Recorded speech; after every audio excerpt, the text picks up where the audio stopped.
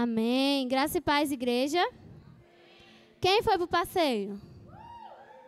Pô, eu quero essa animação, viu? Agora na pregação. Tô entendendo, né? Se eu estiver vendo alguém dormindo, vou dar um tá ligado. Não é tá ligado vocês. Eu que vou dar o tá ligado. Shake it off, vamos lá? Shake it off. Vale? Que é isso? Shake it off, gente, ó. Joga, sai sono, sai preguiça, sai tudo agora nessa hora. Só não sai Jesus e nem você. Irmãos, faz assim 300 anos que eu não prego na igreja, né, Iago? Né? Porque assim, se a pregação, eu posso dar 10 treinamentos Eva, 10 cultos de mulher, mas quando for para pregar para a igreja todinha, eu não sei qual é o problema. Eu não fico nem um pouco nervosa, né, irmão Willam? E, como vocês já podem ver, o tema já está aqui, né? Essa mensagem hoje vai falar sobre um cristianismo sem cruz. E antes de falar a mensagem, eu queria só falar para vocês, um instantinho. Davi, vai chamar um pouquinho. Que essa mensagem ela é um compilado de coisas. Ela tem um livro aqui, tem um IGTV do Instagram, tem uma ministração da Ana Paula, assim, é uma junção de tudo e saiu essa mensagem. Vocês estão preparados? E a outra coisa que eu queria falar, agora tem que estar preparado mesmo. Essa mensagem é dura. Chicote. Pá! Eu não tenho uma chinela, mó paia. Tem alguém de Havaiana? Assim, ó, chicotada mesmo. Mas antes dela ter sido chicote para vocês, ela foi para mim. E eu quero muito ministrar isso, porque eu acredito que vai edificar, vai abrir os nossos olhos. E como eu tenho falado muito, falei muito no treinamento Eva, se não nos confronta, não nos constrói. E o céu, quando nós somos confrontados pelo céu, o céu tira toda a estrutura humana, toda a confiança humana, tudo aquilo em que a gente acha que sabe, por causa da nossa força, e coloca todo o equipamento celestial que nós precisamos. Você está querendo isso hoje? Ah, bom. Então, vamos lá. Como vocês viram, o tema qual é? 1, 2, 3. Obrigada, gente. E é meio paradoxal esse tema, não é? Porque se eu falo de Cristo, eu vou lembrar logo de cruz. Mas é exatamente para isso que eu queria trazer esse dilema. Um cristianismo sem cruz, como assim? E como eu falei, essa mensagem ela é um compilado. E eu quero começar trazendo uma citação do livro. Pode passar a ler. Uma citação do livro que se chama O Avivamento do Odre Novo. Muito bom. Quem puder, leia. E ele vai falar sobre a questão de nós muitas vezes nos importarmos mais com o vinho e esquecer que o odre, que somos nós, precisa estar qualificado e preparado para receber esse vinho. A gente fala muito, beba do vinho, mas você está preparado para receber esse vinho que se chama Jesus Cristo? E aí ele começa fazendo essa citação que Paulo vai dizer, que uma das principais evidências dos últimos dias é que nós teríamos tempos difíceis e trabalhosos. E eu te pergunto, tá fácil? Não está nada fácil. Que tempos são esses que nós estamos vivendo? Às vezes eu fico, meu Deus, que coisa louca. Porque está cada vez mais difícil nós andarmos contra o fluxo desse mundo, não é verdade? É a gente se posicionando e o mundo batendo, dizendo que nós é que estamos errados, quando que, na verdade, a gente sabe que o que é que liberta é a palavra. E ele vai citar logo mais para frente um versículo, e é nesse versículo que eu quero que vocês foquem nessa mensagem, ok? Pode passar a ler. Está lá em 2 Timóteo 3, do 1 ao 5. Se você não conseguir ler, abra a sua Bíblia, porque você trouxe ela para isso. 2 Timóteo, do capítulo 3, versículo do 1 ao 5, vai dizer: sabe, porém, isto, que nos últimos dias sobrevirão tempos penosos, pois Os homens serão amantes de si mesmos, gananciosos, presunçosos, soberbos, blasfemos, desobedientes aos seus pais, ingratos, ímpios, sem afeição natural, implacáveis, caluniadores, incontinentes, cruéis, inimigos do bem, traidores, atrevidos, orgulhosos, mais amigos dos deleites do que amigos de Deus, tendo aparência de piedade, mas negando-lhe o poder. Tudo bom? Só. Respirei. Mas eu queria mesmo causar isso para vocês. Num só versículo. Vocês estão vendo quanto de desgraça tem aqui? Num só versículo. E aí, irmãos, esse versículo aqui, que nós estamos lendo, ele não é real, é tão atual, escrito há não sei quanto mais de 1000 anos, e é tão atual, tão presente nos dias de hoje. E esse versículo, ele faz menção a uma filosofia que o mundo hoje é meio que pautado por ela. Diga comigo, humanismo. Humanismo é uma filosofia a qual, basicamente, resumindo, eu tiro Deus do centro e coloco o homem no centro de tudo. O homem agora ele é a resposta para todas as coisas.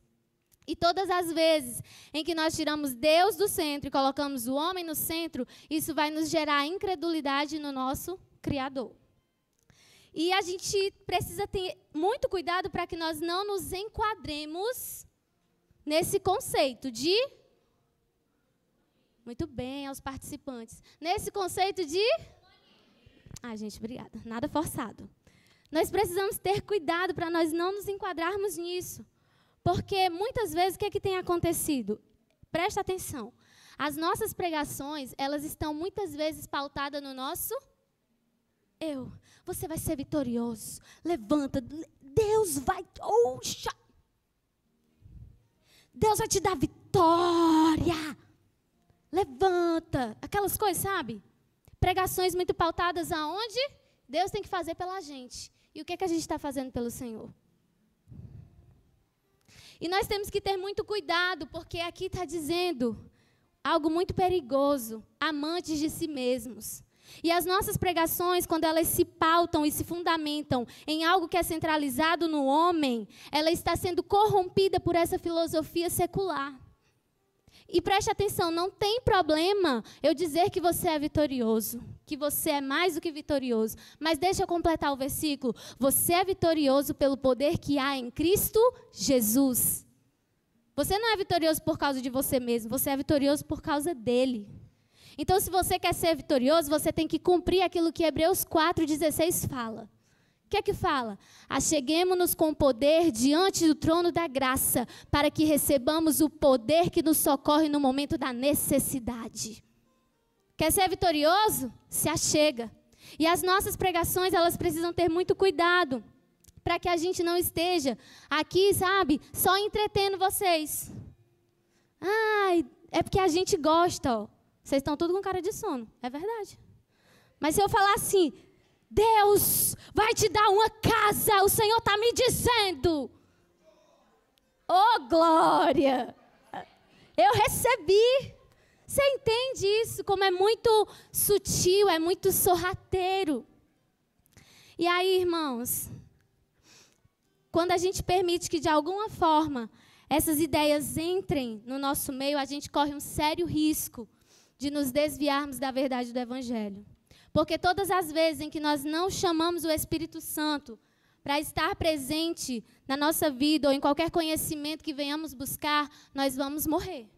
Porque só o Espírito Santo consegue fazer o equilíbrio com esse mundo que nós vivemos. E isso acaba levando muitas pessoas... Pode passar, Lê. Pode passar.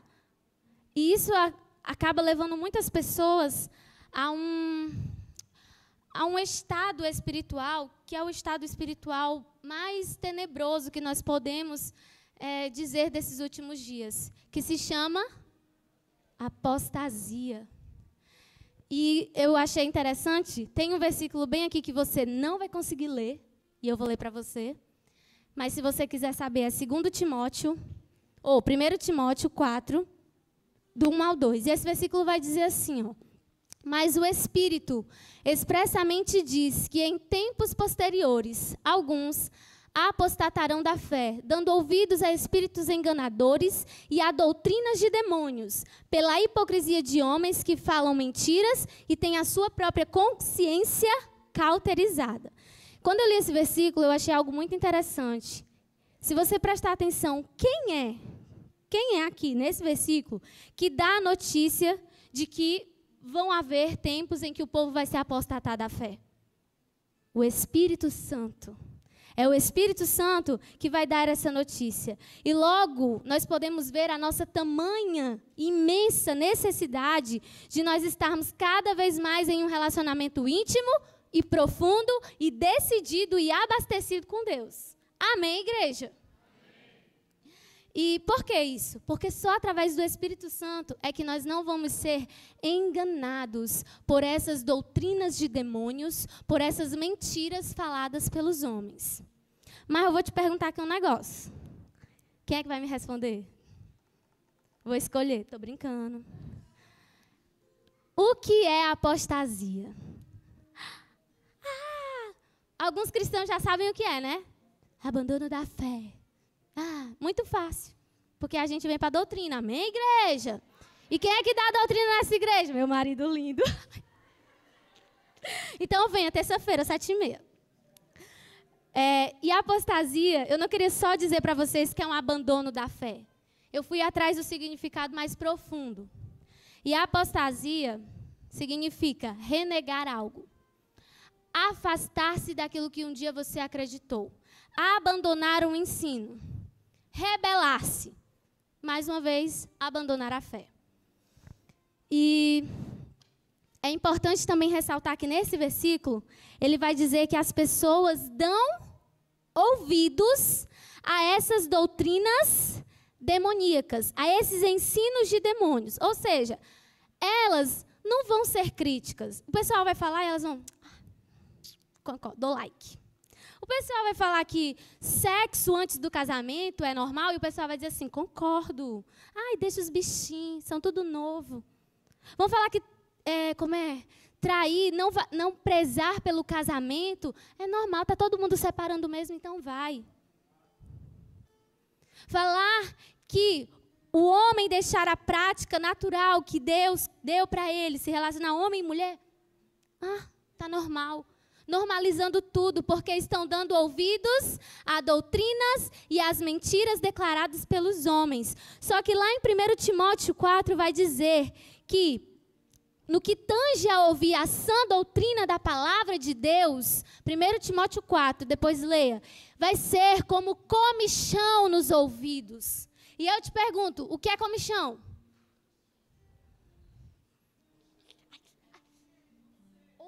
E é boa, né? Às vezes, de vez em quando. Coça, mas coça, mas coça.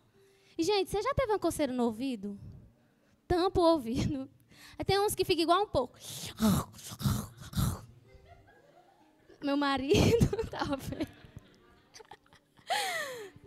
Tem gente... e a palavra diz que naqueles tempos vai ser como comichão. Falar da sã doutrina vai ser como coceira nos ouvidos. E eu não sei se você já passou por uma experiência que quando você vai começar a falar de Jesus, a pessoa diz. Por quê, irmãos?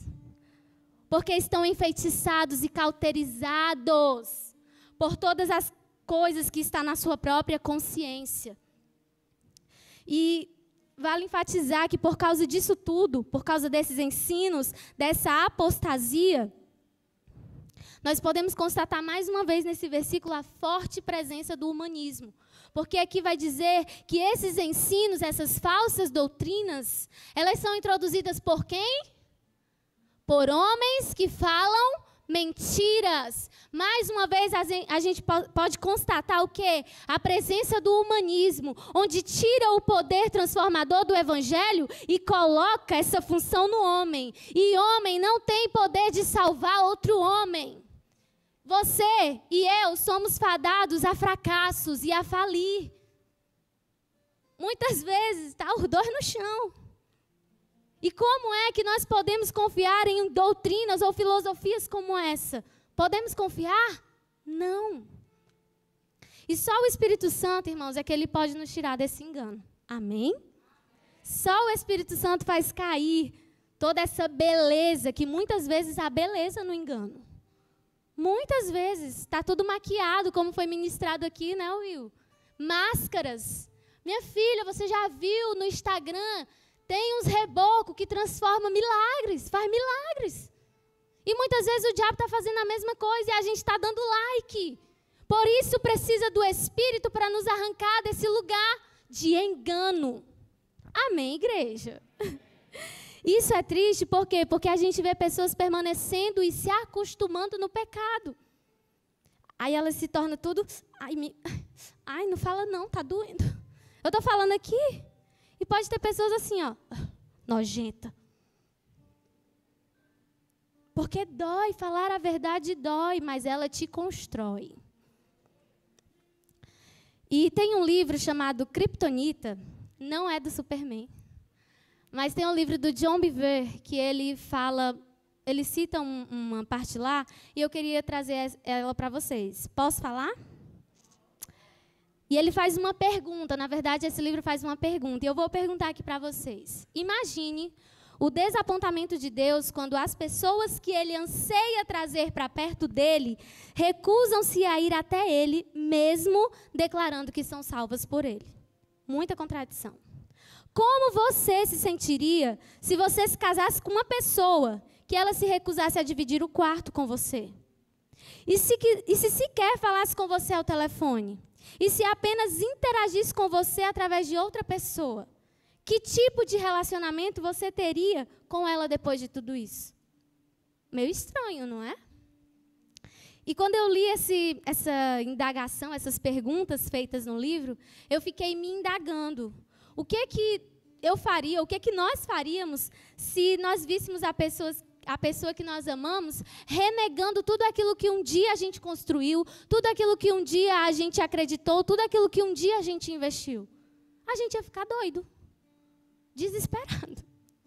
Mas, irmãos, preciso te dizer, a apostasia, ela faz isso. Ela renega tudo aquilo que um dia o céu creditou em nós. Ela renega tudo aquilo que um dia o céu investiu na gente.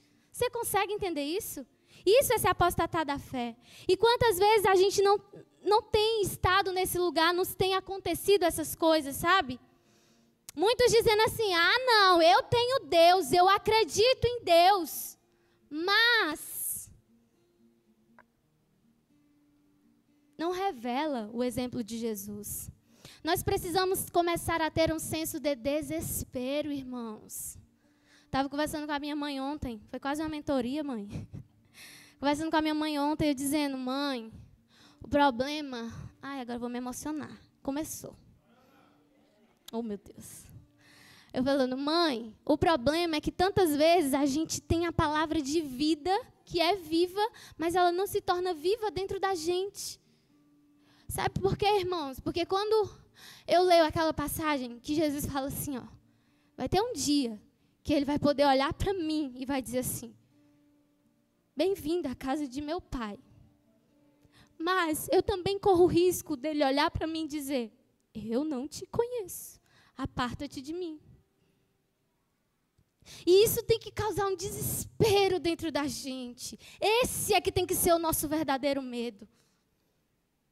E eu fiquei escrevendo essa pregação, né, pensando em apostasia, em engano, em tantas coisas. E eu fiquei, Deus, qual é o lugar que nós estamos? Qual é o lugar, qual é o papel que nós temos desempenhado aqui nessa terra? O que é que a gente tem feito com esse cristianismo que a gente diz acessar? O que é que a gente faz então, irmãos, para que a gente não se torne esse apóstata? Ou essa pessoa que está dentro da igreja, mas está mais desviado que não sei o quê? Porque o diabo, ele não só quer tirar as pessoas de dentro da igreja. Muitas vezes ele quer elas aqui, mas totalmente distantes daquilo que o Senhor tem sonhado para você. É você ouvindo aqui, recebendo oração, colocando a mão na sua cabeça, mas no seu Instagram rebola mais do que não sei o quê. Canta funk, canta não sei o quê, mostra os peitos. É desrespeitoso. Hipócrita. Aí diz que quer Jesus. Mentiroso. Eu disse que ia bater. Quantas vezes a gente está na igreja, mas ama mais o pecado, mas apenas gosta de Jesus. Ama o pecado. Celebra. Tá vendo uma pornografia? Mas na hora que é para estar na presença, vem para o culto. Vou não. Próxima semana eu vou. Sabe, Isaías 29:13 vai dizer: esse povo me ama com os lábios, mas o coração está totalmente distante de mim. E nós temos que ter um grande cuidado, irmãos, porque nós estamos vivendo os últimos dias e nós não podemos nos enquadrar em tudo isso que eu falei. Vocês estão entendendo? E existe uma chave. Já passou, desculpa. E existe uma chave que pode nos trazer a resposta para solucionar essas coisas. E essa chave se encontra no que Paulo diz. São tempos penosos. E sabe como é? Qual é a solução para confrontar esse tempo penoso? O que a gente leu no começo? É um tempo onde os homens são amantes de si mesmos, caluniadores, desobedientes aos seus pais, traidores. Vocês lembram que nós lemos isso? E a gente vai confrontar esse tempo penoso, sabe com o quê? Com o penoso trabalho de Jesus. E ele verá o fruto do seu penoso trabalho e ficará satisfeito.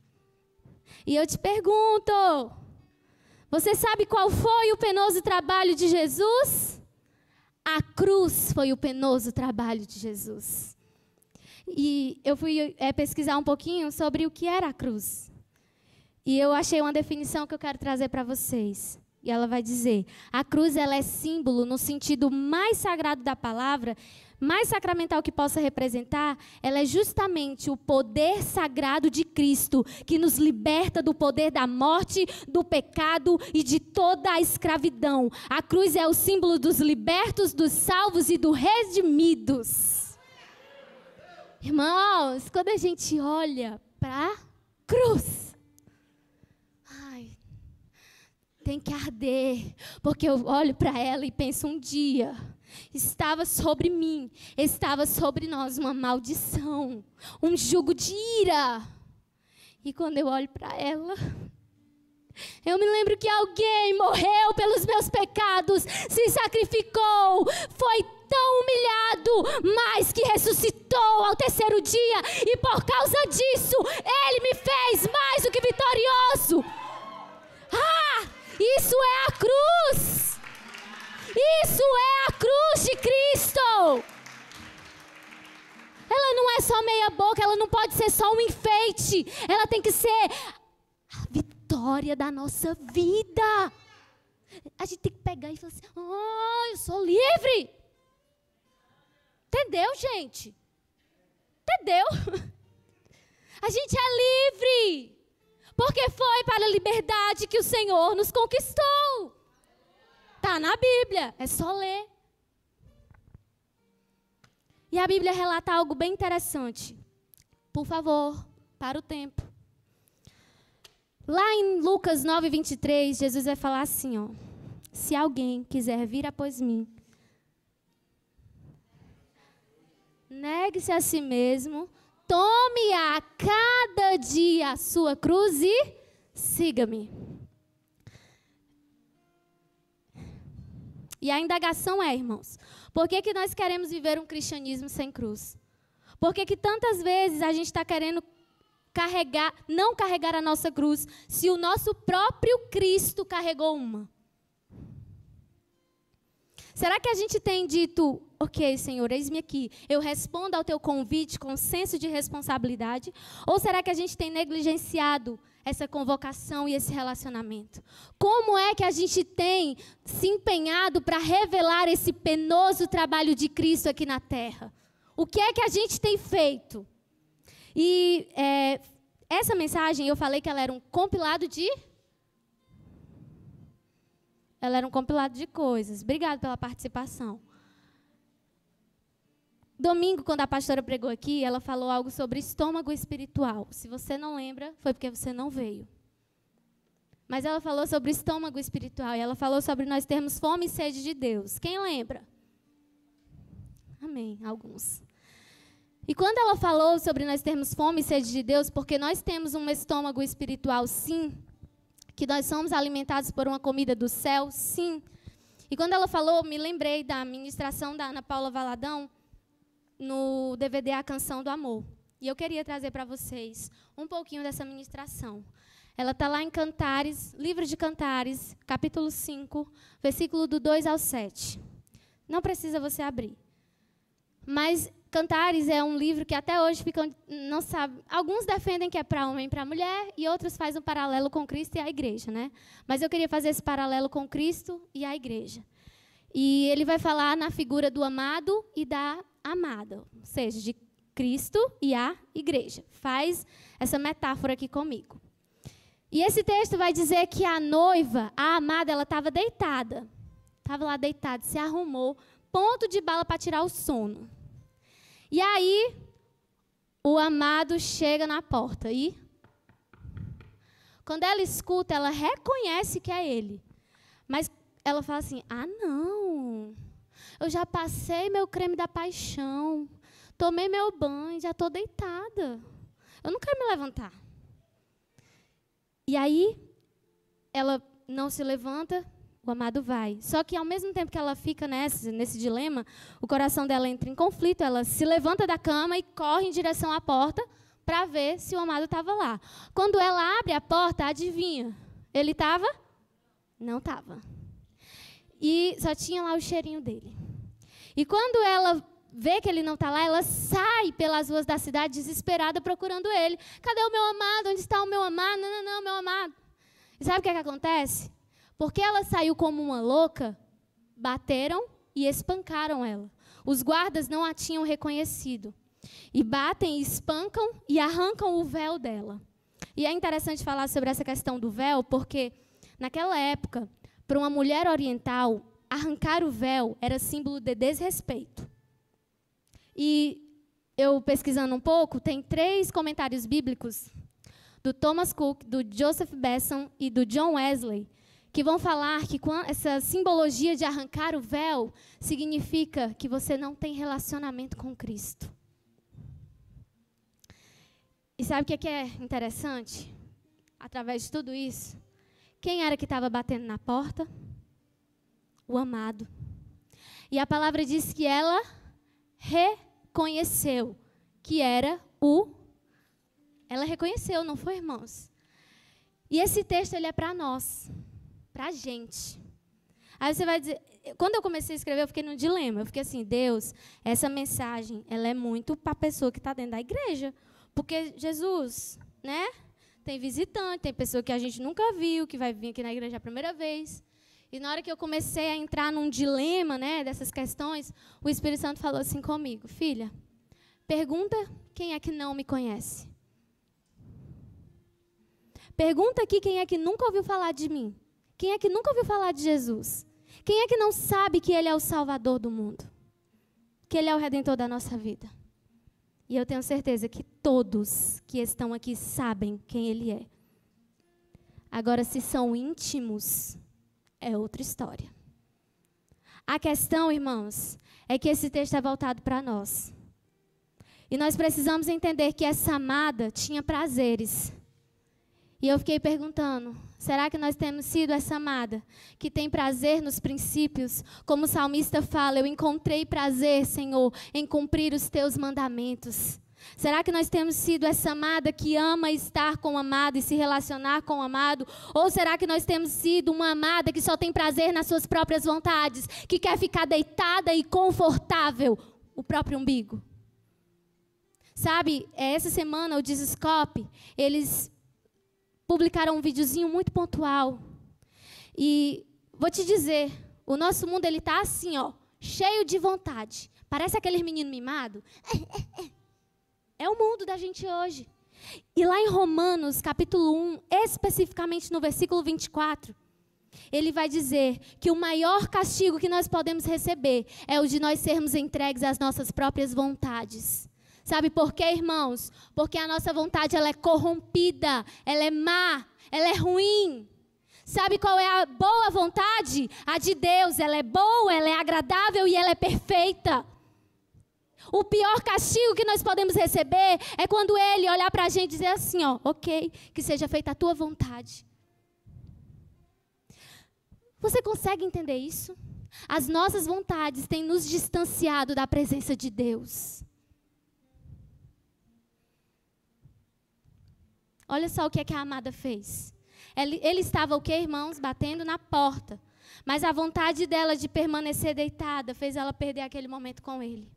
E quantas vezes não acontece isso com a gente? Ele chama, Ele nos convoca, Ele dá a oportunidade, e a gente olha para o relógio e diz, agora não. Olha para o umbigo e diz, agora não. Olha para tantas outras coisas e fala o quê? Agora não, Deus, depois eu vou.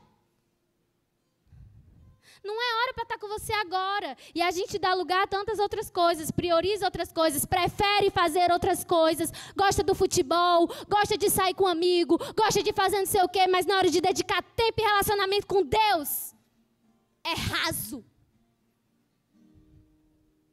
Perde o momento da intimidade. E nós somos essas pessoas cheias de vontade, que quer um Cristo, mas não quer a cruz, que não quer negar os seus valores, que não quer negar tantas coisas que nos distanciam da presença, e acaba, sabe o que é acontecendo?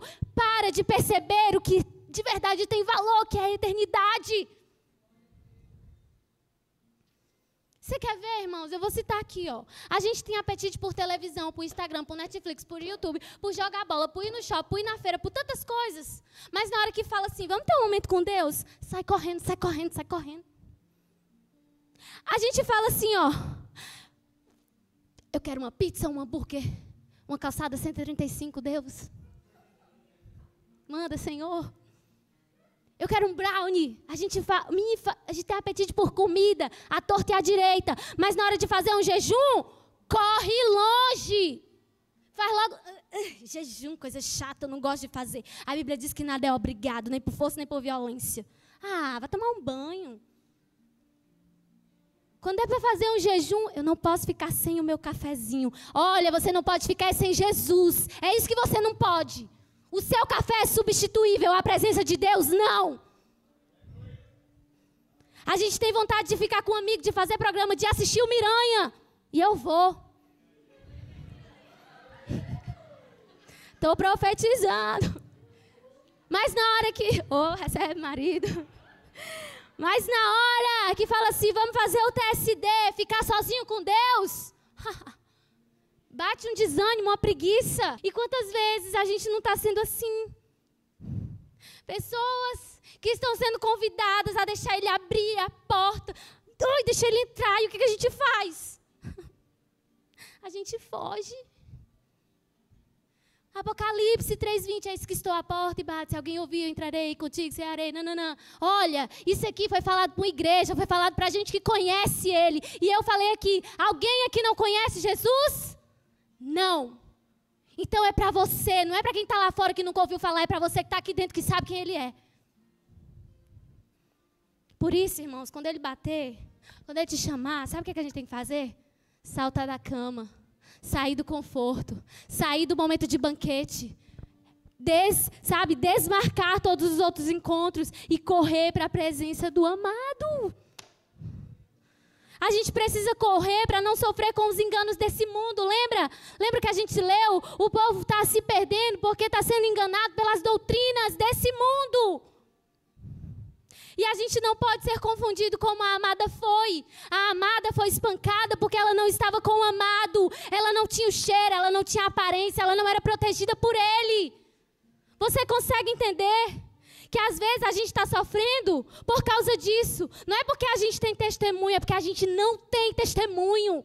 A gente fala que tem Deus, mas é hipócrita. A gente recebe o convite de noivado e é adúltero. Dessa parte a Ana fala assim, ó. O mundo anseia por ver Cristo em nós, mas tantas vezes nós temos apanhado do mundo, não por causa do nosso testemunho, mas pela falta dele. Por isso, irmãos, quando ele nos chamar, vem. Quando ele te chamar, não olha para o teu relógio, não olha para as coisas, não, só vem. Larga tudo e vem. Larga, sabe? Porque a gente precisa entender, parar de se fazer de doido para os valores que são eternos. Irmãos, presta atenção, a gente tem que entender que a cruz de Cristo, ela é a redenção de tudo. Ela é o ato de amor mais indescritível que nós podemos desfrutar aqui nessa terra. 2 Coríntios vai falar isso. Se você quer Cristo, então comece a carregar a sua cruz. Sabe, a maior dor não é de você renunciar às suas vontades, de abrir mão do seu Instagram, de abrir mão das suas roupas, de abrir mão das suas bebidas, da sua droga, do seu emprego, das suas amizades. A maior dor não é essa. A maior dor é de não estar com o amado, de ser desprotegida porque não estava com ele. A maior dor, a dor verdadeira é de que um dia ele pode dizer: aparta-te de mim, eu não te conheço. Essa é a verdadeira dor, tem que doer mesmo. Mas a gente acha que dor é não ir para um jogo de futebol, perder um racha. A gente acha que dor é não sair com os amigos. Ai, eu estou muito chateado. Chateado? Aprende a ficar chateado porque não está na presença de Deus. A gente tem que aprender, de verdade, irmãos, o que é valor eterno. Eu estou falando isso para vocês, mas lá na minha casa, eu fui confrontada com isso. Não é uma fala só para causar. É do mais profundo que eu posso passar para vocês.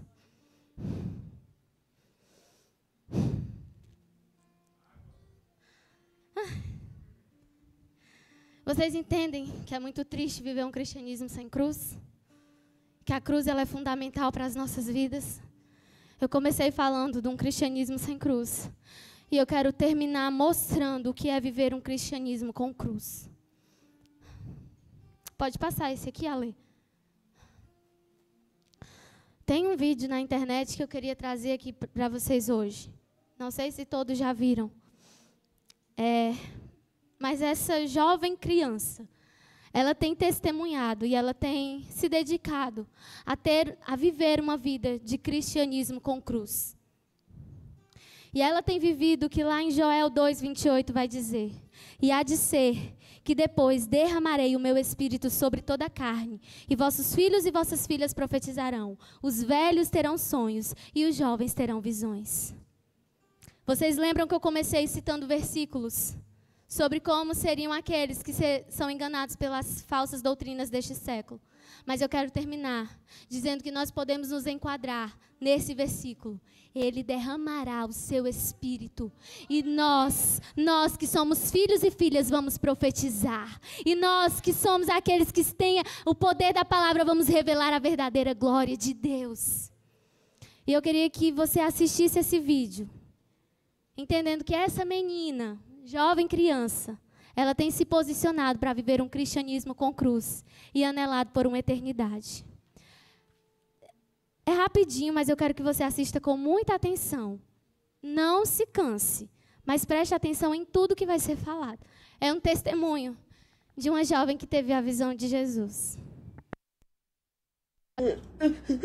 Vale a pena ficar? Eu estava falando e eu lembrei de uma frase que eu vi, que eu pensei por muito tempo nela. A frase era que você precisa de diminuir o volume do mundo para ouvir o volume de Deus. Para poder ter ouvido espiritual. Bom, agora é meia-noite 19 e eu tava orando com a minha mãe. E eu fui descrevendo na oração o que eu estava sentindo, que era um pensamento. Eu estava no campo, parecia que era meio que uma cidade. Era um lugar que não tinha muito fim, a gente não dava para ver o fim dele. Tava cheio de pessoas, eu não consegui ver quem era, mas eram pessoas que eu conhecia e eu senti alguma ligação, porque eu sabia que elas estavam ali, estavam me vendo. Tinha muita gente, muita. E eram pessoas e eu tava olhando para uma coisa gigantesca, era um trono, que era um trono. Eu acho que eu consigo desenhar. Amanhã você desenha. E ele era gigantesco. Ele era normal, mas não era uma cadeira, era dourado. A coxa dele era meio vermelha, mas era dourado brilhante. E ele vai até o chão, ele não tem a perna da cadeira. É como se fosse um pano cobrindo, entendeu? Uhum. Eu acho que era de ouro, porque era muito forte o brilho amarelo. E aí, tava sentado nele, eu acho que era Deus, ou Jesus. E aí, ele tava sentado descalço, com uma roupa branca, mas não era um branco, tipo, nossa, muito branco. Era um branco, tipo, da cor do lençol, sabe? Tava com alguma coisa aqui, ó, vermelha. Um cinturão. E tava com uma roupa até aqui, que ela era bem larga, assim, sabe, assim. E ela vinha assim, aqui. Eu sinto minha perna gelar e tremer. Tá tremendo o corpo ainda? Eu tô sentindo muito frio. Aí, eu sentava na perna esquerda dele, aqui, assim, ó. Ele tava sentado assim, com a perna assim. Eu sentava aqui, ó, bem aqui. Na perna esquerda. E eu tava com as pernas pro chão. Ele é muito alto, ele deve ter 3 metros, que eu sentava na coxa dele e ficava com a minha cabeça no peito dele. Você tava pequenininha. Tava bem pequena. Quando chegar. Sim, e não era tipo só adultos que estavam comigo.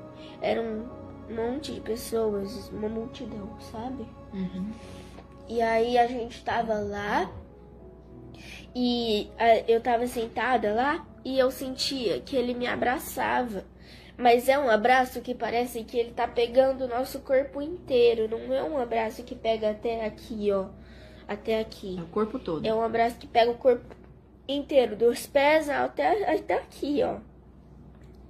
E aí, é uma coisa que parece que é um lugar seguro. Parece que é um sentimento que você tá segura. Que nada pode te abalar, nada pode te estragar aquele sentimento.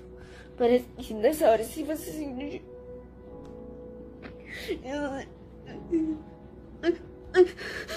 Se você te sentir um soco, você não vai sentir nada.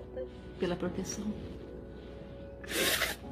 E aí, eu parei de sentir esse sentimento e me deu um apagão. Depois, eu voltei como se eu tivesse... Não era que eu tava sentada nele fazendo assim. Era como se eu estivesse num banco, atrás do trono, passando a mão no cabelo dele, assim, como se eu estivesse penteando o cabelo dele. Passando a mão assim, ó. Ele tava aqui, o rosto dele. E eu tava penteando os cabelos dele. Era meio encaracolado, meio cacheado. Não era encaracolado, sabe? Ondulado. Era ondulado.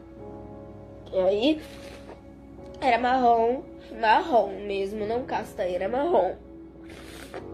E o olho dele não era escuro. Ele era da minha cor. E eu tava passando a mão no cabelo dele, parecia que eu tava passando a mão numa farinha. Então, Era muito leve. sedoso, era muito macio. Ele não era oleoso, ele era normal, ele era bonito, ele era do tamanho do meu. Era mais ou menos aqui, assim, ó. E ele era muito bonito, muito bonito. E a pele dele é assim, inexplicável. É muito, muito macia. Parece que eu tô passando a mão numa nuvem, num algodão, num lençol, assim. É incrível. E eu tava sentada, ele tava rindo comigo. Nós dois estávamos muito felizes, eu não conseguia parar de sorrir. E mesmo que eu tentasse, eu tava chorando muito. E tava muito emocionada. E eu chorando tava de felicidade? Sim, eu tava chorando de ficar escorrendo lágrima. Todo mundo tava chorando. Quando eu tava sentindo a presença das pessoas, eu senti, tipo, tava todo mundo chorando. E tava todo mundo rindo e chorando. Eu não consegui parar de chorar. Eu tentava e não consegui parar de chorar. Mas era um choro feliz. Era um choro feliz. Eu tava sentada aqui, eu tava deitada, e você viu que eu tava chorando? Sim. Porque eu tava tentando parar de chorar e parar de sorrir, e eu não conseguia, porque era uma coisa natural. Eu tava assim, eu tava chorando. E eu tava escorrendo lágrima, uma atrás da outra. Não é um sentimento que eu nunca senti antes. Você nunca sentiu? Nunca senti. E preenchia o coração, te deixava Sim, feliz? parecia que tinha alguém segurando meu coração e cuidando dele, sabe? Pondo cobertinha e tudo mais. Dando chupeta. Cuidando assim, sabe? Cuidando mesmo. E eu tava chorando muito, choro muito alegre. E eu tava rindo. E Deus me olhava pra mim, olhava pra todo mundo. E ele tava sorrindo. Ele não tava chorando, mas ele tava sorrindo. E ele tava dando uma risada. Todo mundo tava chorando, todo mundo tava rindo. E eu tava chorando e tava rindo. Eu entendi. E eu não conseguia parar. E eu tava chorando. E eu ficava meio molhada. E eu tava rindo muito. Eu tava tipo assim, tava rindo, mas eu tava chorando. E aí eu sentava nele assim, eu abraçava assim, ó. Entendi. Só que não é assim, ele me pegava inteiro assim, como se fosse um bebê. E fazia tipo assim, ó. Uma proteção, assim. Sim, e aí ele ria assim, aí ele punha a mão em mim, fazia assim, ó. Assim, ó. Assim. Passava a mão no meu corpo, assim. E ele ficava feliz que eu tava lá. Aí, na outra visão, né, que foi que eu tava penteando o cabelo dele, mais ou menos. Tava passando a mão no cabelo dele, foi muito lindo. E parecia que era um campo de futebol, que não tinha fim. Entendi. Era o teto, não tinha fim, do lado não tinha fim. Era tudo branco. E parecia que lá no fundo algumas coisas com cores, parecidas com pessoas, mas pessoas longes, bem longes. Eu não olhei pra trás. Mas eu sentia, tipo, sabe quando você tá indo assim, você não ouve muita coisa, mas você sente que tem muitas pessoas atrás de você, igual no centro. E aí você No centro sabe... aqui da cidade? É, Ah. você, mesmo que você não tá vendo que tem gente atrás de você, você sabe que tem gente atrás de você, porque sempre tem. Ah, tá lotado o centro da cidade, entendi. É, você sabe que tá ali, mas Aham. você não tá olhando. Você sentia a presença de várias pessoas. Você sabe que tem gente porque você vê, você sabe que lá é um lugar muito povoado, mas eu não sabia que lá tinha, eu não sabia onde era. Mas eu sentia igual quando eu tô no centro. Tem Entendi. gente lá. Tinha gente de todas as formas. Sentia várias risadas, sabe? Risadas grossas, risadas finas. E tinha várias coisas lá. E não tinha fim, era tudo branco e só tinha ele lá no meio. Então a experiência foi linda. Foi forte. Foi. Eu não sentia nenhuma dor, nenhum tipo de dor, nenhum tipo de tristeza. Eu só tava feliz porque eu tava com ele. Foi emocionante. Eu tava com ele, então pra mim tava muito bom. Agora, se Eu você quero tá bem, ficar com ele. nós vamos ficar com ele. Logo ele vem buscar a gente. Eu quero continuar lá. Que linda. Agora não, Pra né? abraçar Deus. Agora não, né, filha? Agora você tem a mamãe aqui, né? O papai.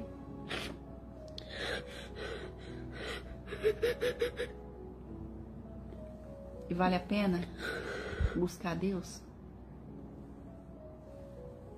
para ter essas experiências? Se contar pras pessoas, elas vão falar que é mentira minha. Mas não. O corpo parou de tremer? Ele tá gelado. Vai dormir bem agora? Não, eu não quero dormir. Eu não quero dormir.